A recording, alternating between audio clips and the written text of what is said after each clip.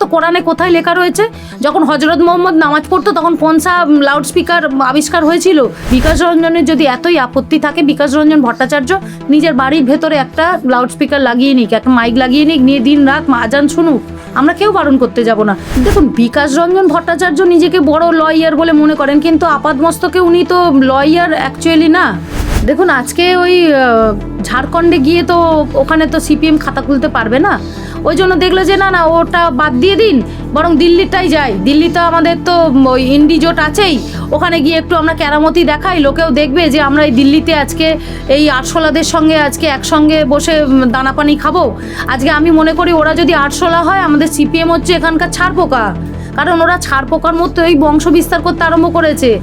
এতদিন তৃণমূলের আমলে একদম চুপচাপ ছিল, কাউকে কোথাও দেখা যেত না, মুখটু শব্দ করতে পারতো না, কারণ সিপিএম আর তৃণমূল দুজনে ভাই ভাই ছিল, দুটো মিলে সিপিএমূল হয়েছিল। আজকে তাহলে এত দিল্লির আরশোলাদের মিটিং নিয়ে মিছিল নিয়ে আজকে ওনারা তো মাথা ব্যথা কিসের?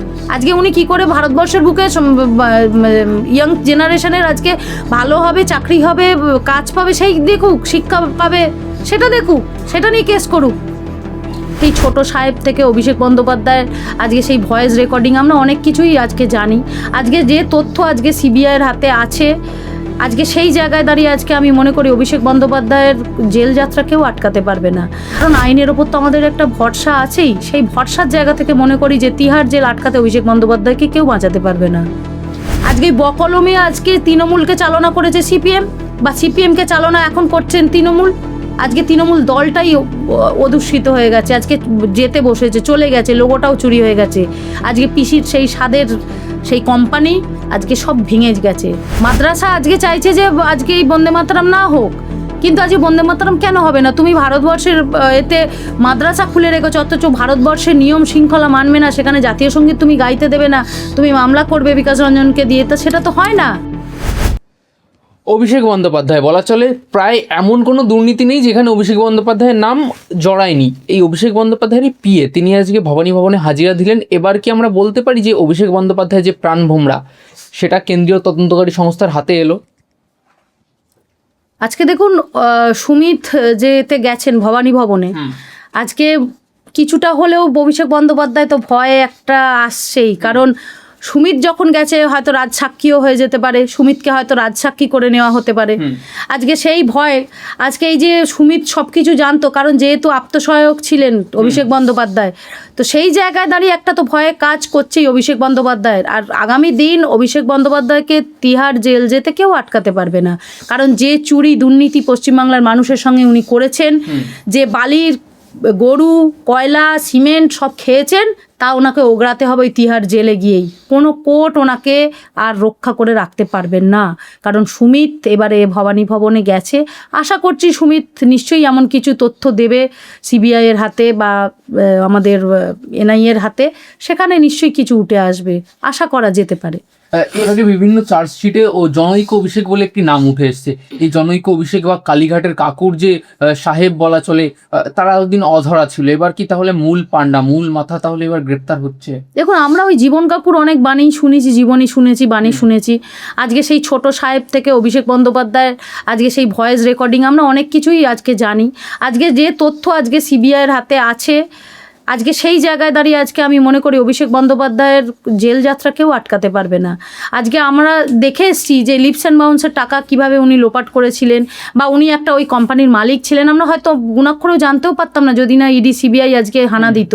লিপস অ্যান্ড বাউন্সের মালিক নাকি অভিষেক বন্দ্যোপাধ্যায়।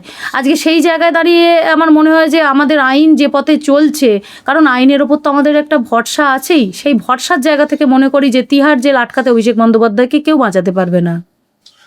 দিদি, এই অভিষেক বন্দ্যোপাধ্যায় প্রসঙ্গে বলা চলে বিকাশ রঞ্জন ভট্টাচার্য তিনি এক সময় একটা স্টেটমেন্ট দিয়েছিলেন যে অভিষেক বন্দ্যোপাধ্যায় যদি তার কাছে যান তাহলে তিনিও তার হয়ে মামলা লড়বেন। এই যে মামলা লড়া, বিকাশ রঞ্জন ভট্টাচার্যের কি টাকার কমতি হয়ে গেছে? দেখুন, বিকাশ রঞ্জন ভট্টাচার্য নিজেকে বড় লয়ার বলে মনে করেন, কিন্তু আপাতমস্তকে উনি তো লয়ার অ্যাকচুয়ালি না। ওনার এজেন্ডাই হচ্ছে নিজে সবসময় লাইমলাইটে থাকবো, ফোকাসে থাকবো, এবং সে বিরোধী পক্ষই হোক বা দলেরই হোক, আমি আজকে লাইমলাইটে থাকবো। আজকে নালে উনি কি করে বলেন যে আমি অভিষেক বন্দ্যোপাধ্যায় হলো আমি তার কেসটাও লড়বো? আজকে নিশ্চয়ই সেরকম মোটা অ্যামাউন্ট পাবে আজকে টাকা। আজকে এই জন্যই তো বলা হয়েছে যেই তৃণমূল সেই আজকে সিপিএম, দুটো মিলে সিপে মূল হয়েছে। আজকে এই সিপে মূল মিলেই তো আজকে চেষ্টা চালিয়েছিল যে এই বিজেপিকে আজকে আসতে দেবে না। আজকে বকলমে আজকে তৃণমূলকে চালনা করেছে সিপিএম, বা সিপিএমকে চালনা এখন করছেন তৃণমূল। আজকে তৃণমূল দলটাই অদূষিত হয়ে গেছে, আজকে যেতে বসেছে, চলে গেছে, লোগোটাও চুরি হয়ে গেছে। আজকে পিসির সেই স্বাদের সেই কোম্পানি আজকে সব ভেঙে গেছে, আজকে ঋত তৃণমূল হয়ে গেছে সব কিছু। আজকে এই জায়গায় দাঁড়িয়ে উনি এখনও কি করে বলেন যে বিকাশ রঞ্জন ভট্টাচার্য যে আমি অভিষেক ব্যানার্জিরও কেস হলে আমি লড়বো। আবার অন্যদিকে বন্দে মাতরম, যেটা স্বদেশ মন্ত্র, প্রত্যেক স্বাধীনতা যোদ্ধাদের মনে যেটা থাকতো সবসময়, রক্ত একদম ফুটতো তাদের এই মন্ত্র শুনলে, সেই মন্ত্র মাদ্রাসায় গাইতে দেওয়া যাবে না, বাধ্যতামূলক করা যাবে না, এমন কেস নিয়ে বিকাশ রঞ্জন কোর্টে যাচ্ছেন। বিকাশ রঞ্জন ভট্টাচার্য বারবার কোর্ট থেকে ধাক্কা খাচ্ছেন, তাও ওনার লজ্জা নেই, কারণ উনি লজ্জা শরমের মাথাটা খেয়ে বসেছেন। কারণ উনি এই লবিবাজিতে আজকে পড়ে গেছেন। আজকে উনি মনে করছেন এই বন্দে মাতরম মাদ্রাসায় চলবে না, কারণ উনি একটা জাতিকে আজকে খুশি করার জন্য মাদ্রাসা আজকে চাইছে যে আজকে এই বন্দে মাতরম না হোক। কিন্তু আজকে বন্দে মাতরম কেন হবে না? তুমি ভারতবর্ষের এতে মাদ্রাসা খুলে রেখেছো, অথচ ভারতবর্ষের নিয়ম শৃঙ্খলা মানবে না, সেখানে জাতীয় সঙ্গীত তুমি গাইতে দেবে না, তুমি মামলা করবে বিকাশ রঞ্জনকে দিয়ে, তা সেটা তো হয় না। আজকে তোমাকে এখানে তোমার স্কুল চালাতে গেলে আমাদের নিয়মে, আমাদের ভারতবর্ষের যে সংবিধান আইন রয়েছে সেখানে তোমার জাতীয় সঙ্গীত আজকে বন্দে মাতরম বাধ্যতামূলক। আজকে বন্দে মাতরম গাইতে ওনারা তো আপত্তি কোথায়? বন্দে মাতরমে কী এমন সাম্প্রদায়িকতা রয়েছে? আমি তো মনে করি উনি নিজে একজন সাম্প্রদায়িক, কারণ উনি ওই মুসলিম জাতিকে আজকে তোষণ করে করে আজকে উনি ভাবছেন এই ভোট ব্যাংক বাড়াবেন। আজকে যদি কিছুটা হলেও আর কি ফিরে আসা যায় এই মুসলিম ভোটে, তাতে কি ওনার কিছু লাভ হবে? আজকে মুসলিম জাতিরাও আজকে বুঝে গেছে যে কে দেশের বিকাশ করছে আর কোন বিকাশ আজকে সর্বনাশ করছে।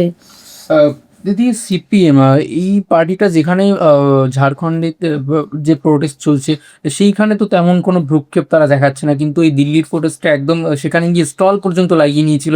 এই বাংলার বিভিন্ন সিপিএমের যুব তুর্কি তারা সেখানে গিয়ে বাইট দিচ্ছিল, কিন্তু এই সময় কি হলো? দেখুন, আজকে ওই ঝাড়খণ্ডে গিয়ে তো ওখানে তো সিপিএম খাতা খুলতে পারবে না, ওই জন্য দেখলো যে না ওটা বাদ দিয়ে দিন, বরং দিল্লিটাই যাই। দিল্লিতে আমাদের তো ওই ইন্ডি জোট আছেই, ওখানে গিয়ে একটু আমরা কেরামতি দেখাই, লোকেও দেখবে যে আমরা এই দিল্লিতে আজকে এই আটশোলাদের সঙ্গে আজকে একসঙ্গে বসে দানা পানি খাবো। আজকে আমি মনে করি ওরা যদি আটশোলা হয়, আমাদের সিপিএম হচ্ছে এখানকার ছারপোকা, কারণ ওরা ছারপোকার মতো এই বংশ বিস্তার করতে আরম্ভ করেছে।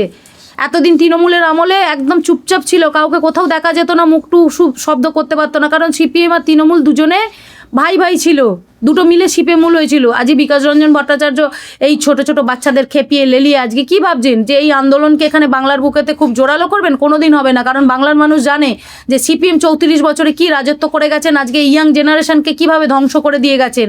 না তার আমলে একটা চাকরি পেয়েছে কেউ, না তার আমলে কোনো রকম উন্নতি সাধন হয়েছে। আজকে শুধু কলকারখানা বন্ধ হতে শুরু করেছিল, আজকে চাকরির কথা তো ছেড়েই দিন। আজকে যে 26,000 শিক্ষক আজকে রাস্তায় বসেছিল, তাদের জন্য বিকাশ রঞ্জন ভট্টাচার্য কতটুকু করেছিলেন? আজকে তাদের নিয়ে কতবার তিনি দিল্লি গিয়েছিলেন, দিল্লির মন্ত্রিসভায় আজকে করেছিলেন? করেনি। আজকে তাহলে এত দিল্লির আটশোলাদের মিটিং নিয়ে, মিছিল নিয়ে আজকে ওনারা তো মাথা ব্যথা কিসের? আজকে উনি কি করে ভারতবর্ষের বুকে ইয়াং জেনারেশনের আজকে ভালো হবে, চাকরি হবে, কাজ পাবে, সেই দেখুক, শিক্ষা পাবে সেটা দেখুক, সেটা নিয়ে কেস করুক।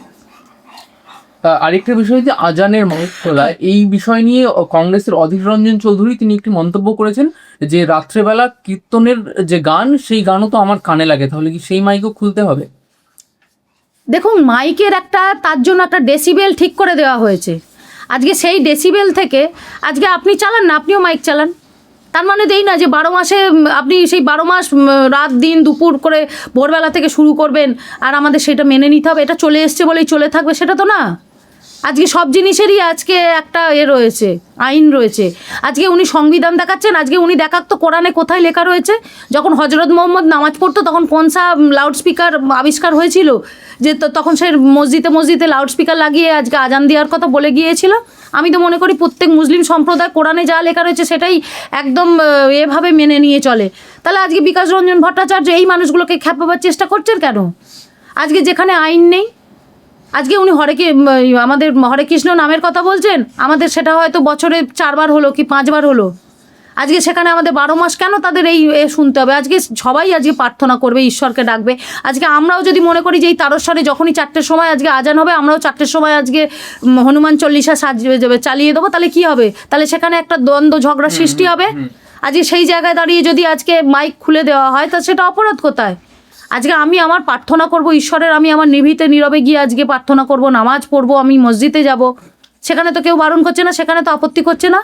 বিকাশ রঞ্জনের যদি এতই আপত্তি থাকে, বিকাশ রঞ্জন ভট্টাচার্য নিজের বাড়ির ভেতরে একটা লাউডস্পিকার লাগিয়ে নিক, একটা মাইক লাগিয়ে নিক, নিয়ে দিন রাত আজান শুনুক, আমরা কেউ বারণ করতে যাব না।